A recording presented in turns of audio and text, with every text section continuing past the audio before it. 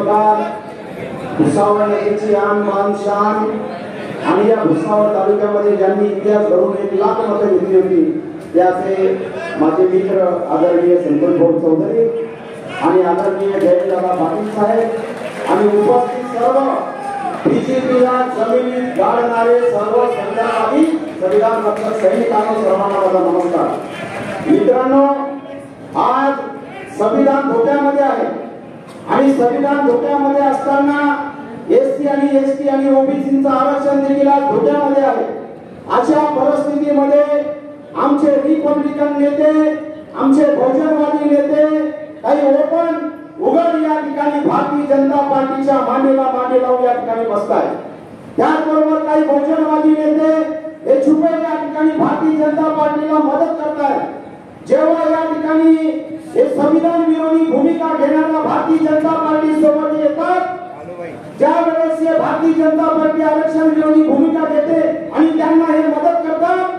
गेल्या 30 वर्षापासून रिपब्लिकन आंदोलनामध्ये मी या ठिकाणी काम करतोय, परंतु ही भूमिका मला या ठिकाणी संविधान विरोधी भूमिका आवडली नाही।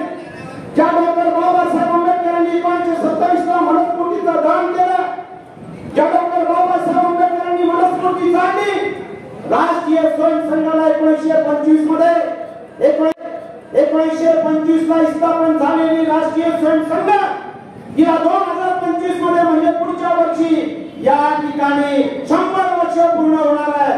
405 तुमचा बापाचा राज आहे का 405? म्हणून या ठिकाणी त्यांना मनुस्मृती जाणण्याचा बदला घ्यायचा आहे आणि मनुस्मृती जाणण्याचा बदला घेण्यासाठी यांना 405 पाहिजे। म्हणून या ठिकाणी भीमस्मृती जे डॉक्टर बाबासाहेब आंबेडकरांनी 40 कोटी जनतेचं लिहिलेलं संविधान आहे, ते संविधान यांना या देशामध्ये बदलायचं मित्रांनो। म्हणून जागृत राहायचं आहे। या ठिकाणी आज सभा झाली, डॉक्टर बाबासाहेब आंबेडकर घरावरती उद्या मी श्रीरामदादा पाटील यांच्यासाठी बहुजन एकता महामेळावा ठेवलेला आहे। त्या सभेमध्ये लग्न मंडप होतं, लग्न मंडप। या लग्न मंडपामध्ये मुक्ताई नगरचे आमचे बाकीचे इतर नेते त्यांच्या आशीर्वादाने त्या ग्राउंडमध्ये लोक पाठवण्यात आली। या जामनेर तालुक्यातून त्या ठिकाणी त्या ग्राउंडमध्ये लोक पाठवण्यात आली, तरी लग्नामध्ये जशी गर्दी होते त्याच्यापेक्षाही कमी गर्दी आजच्या या सभा फेरीमुळे या ठिकाणी झालेली मित्रांनो, आपण सर्वांना माहिती आहे। श्रीरामदादा, तुमच्याकडे आमची अपेक्षा आहे की ज्या वेळेस जळगाव जिल्ह्यामध्ये मी 11 ठिकाणी बेरोक आंदोलन केलं, या ठिकाणी खासदार रक्षा खडसेंनी आम्हाला या ठिकाणी मारायसाठी सोडलं। ज्या वेळेस जळगावची झोपडपट्टी हटवली, या भुसावळची झोपडपट्टी हटवली, army, GRP, police force, military सोबत हा मात्र मराठा छत्रपती शिवाजीचा मावळा जगात सोडून आला। त्यावेळेस रक्षाताई खडसे कुठे कोण लोक होते? तेव्हा काँग्रेसच्या झोपडपट्टीच्या रक्षणासाठी रक्षाताई तुम्ही आणि रक्षाताई खडसे तुम्ही त्यावेळेस कुठे दिसला नाही।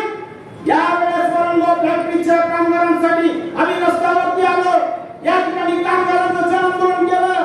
दीपनगर मध्ये 35 वर्षांपासून कामगार चळवळ आम्ही चालवतो। वरंगो फॅक्टरीच्या कामगारांना उद्ध्वस्त करणारे धोरण नरेंद्र मोदीच्या सरकारने राबवलं। अरे या ठिकाणी आपण सर्वांनी लक्षात घेतलं पाहिजे, जे शेतकरी आपल्या अधिकार रक्षणासाठी दिल्लीमध्ये एकत्र आले, या शेतकऱ्यांचा 1000 शेतकऱ्यांचा मुद्दा या नरेंद्र मोदीच्या सरकारने पाडला।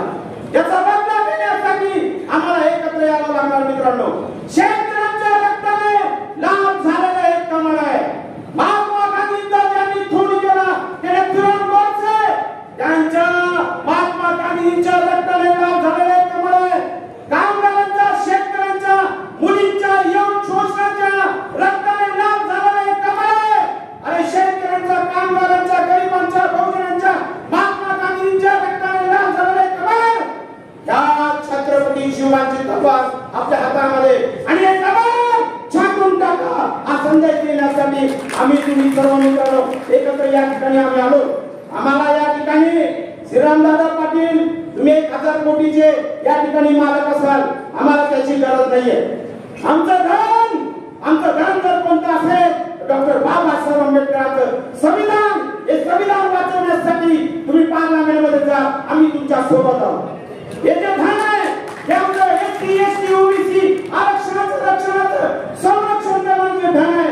हे धनाचं रक्षण करण्यासाठी तुम्ही या ठिकाणी श्रीरामदादा पाटील आम्ही तुमच्या सोबत आहे. शेतकऱ्यांच्या रक्षणासाठी, कामगारांच्या रक्षणासाठी तुम्ही पार्लमेंटमध्ये जा, असं या ठिकाणी आम्ही तुम्हाला या दृष्टिकोनातून या ठिकाणी पार्लमेंटमध्ये पाठवणार आहोत. साहेब, तुम्ही नाथा बोलणं आमदार केलं, त्यापेक्षा संत बोलणं केलं असतं तर जाऊ.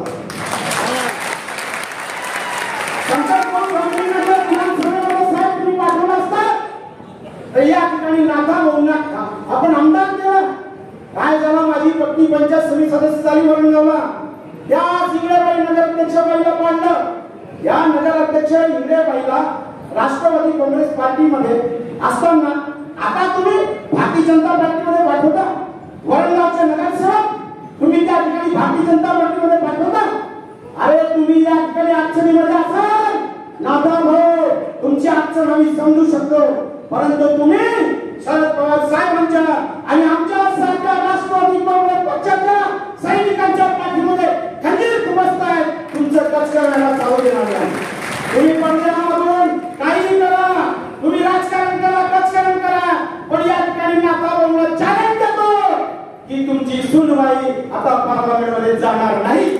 त्या ठिकाणी आमचे आदरणीय श्रीरामदादा काटे साहेब, आम्ही तुमच्या सोबत यासाठी जुळलो. एका दलित, एका पीडित, एका शोषित, झोपड्यात राहणारा माणूस, वंचित घटकातला माणूस, या ठिकाणी तुम्ही मला आमदारकी दिली.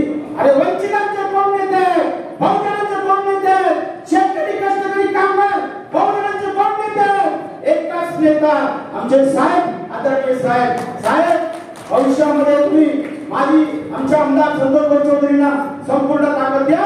आम्ही देखील संतोष चौधरींना पूर्ण ताकद देऊ. या ठिकाणी थांबतो आणि जाता जाता एक गोष्ट सांगतो. देशात काय चालू आहे?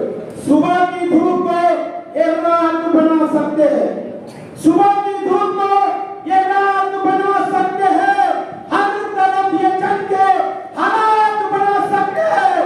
इनकी सियासत पे भरोसा न करो दोस्तों, ये हर तरफ एक नया गुजरात बना सकते हैं. जय विजय, जय शिवराय, जय भीम, जय संविधान, जय राणाजी, जय मल्हार, जय सेवालाल आणि जय हिंदुस्तान. धन्यवाद.